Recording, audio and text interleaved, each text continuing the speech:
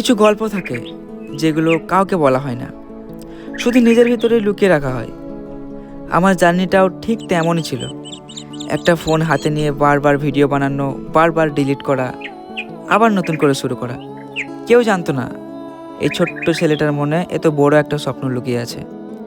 অনেক দিন গেছে, যেদিন মনে হয়েছে আজ আর না, কিন্তু তবুও পরের দিন আবার শুরু করেছি।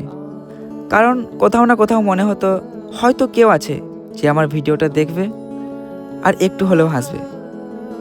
তাই ভিডিওর পর ভিডিও বানাতাম, পোস্ট করতাম, তারপর অপেক্ষা করতাম।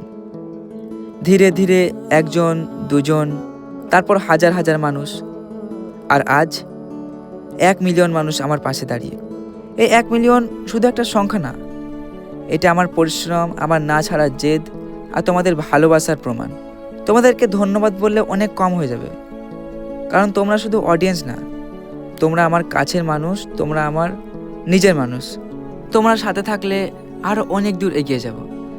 সকলেই ভালো থেকো, সবার জন্য দোয়া করি, আর তোমরাও আমার জন্য দোয়া করো।